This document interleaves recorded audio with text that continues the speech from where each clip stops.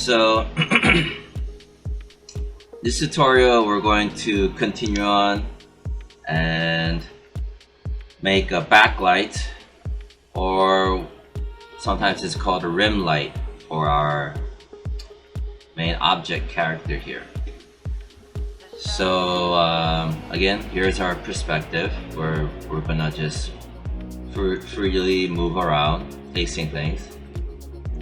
This is our render cam, like how we made in the previous episode or tutorial. And here's our render cam, our render view. Let me make a quick render.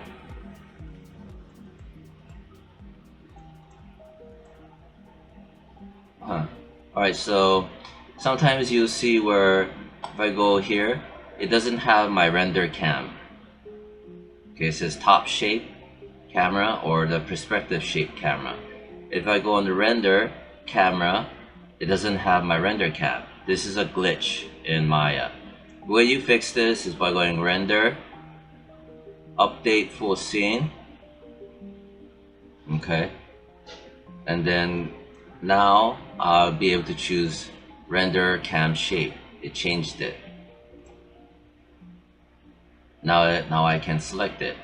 Then I'm gonna hit this button, and here's our render cam render.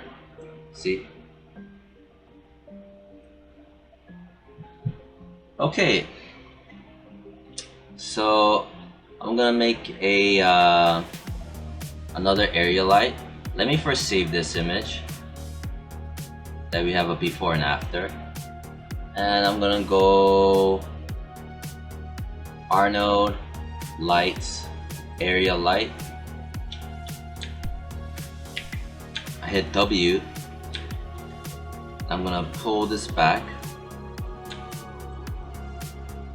and right now the computer's it's okay, and you see that the little line is pointing this way. I need to have it turned around. So I'm gonna go to my channel box instead of my attribute editor. I'm gonna hit E for E as in Edward to rotate it. I'm gonna grab this handle axis and turn it around. Conversely, that axis is the rotate Y axis. Right now it's a -206, so we're gonna type in -180 because we're turning it around 180 degrees. So far, we see no changes because, like I said before, we need to crank the settings up. So I'm gonna go back to my attribute editor. And first thing, intensity, I'm gonna set it to 100. And the exposure, I'm gonna set it to 1. Okay, now we have some changes. So this is before, this is after. You see how we got a kick of light over here, here, and here, and back there. Has a nice little kick. It's a little bright.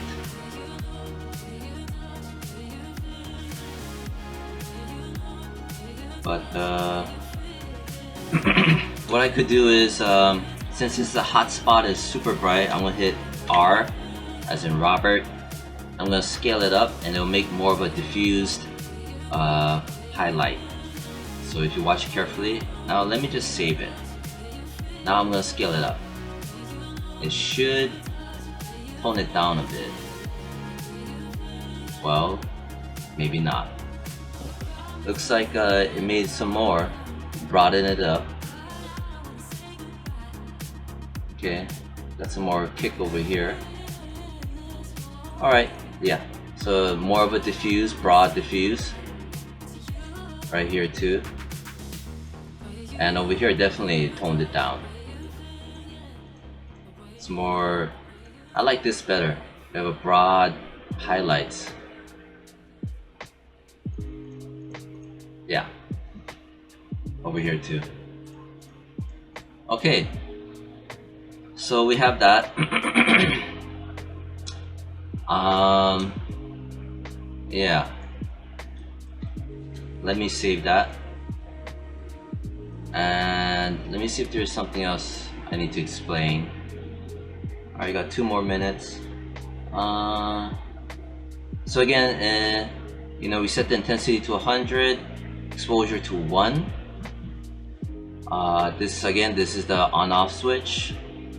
Everything else is fine. Later on we might adjust the samples, maybe not. We might not need to. Again, here's the on-off switch for the shadows, shadow color. So most of the stuff you don't need to mess with. Mostly just the intensity and the exposure. I might also want to consider adding a highlight over here, a kick at this corner area. Let's try to do that. We got a couple more minutes. So I'm gonna go again, Arnold, lights, area light, hit W, pull it out. I'm gonna move it over here, and I'm gonna rotate it in this axis, like that. Hit W, and I'm going to go intensity, set it to 100, exposure to 1. And there we go. Here's another kick. And I'm gonna just do that. Alright, and maybe a little bit more. That way you get a nice little highlight here. Maybe pull it in a little bit more. Maybe go this way. See, you can kind of sculpt your lighting. Maybe this one, maybe I'll stretch it long-wise.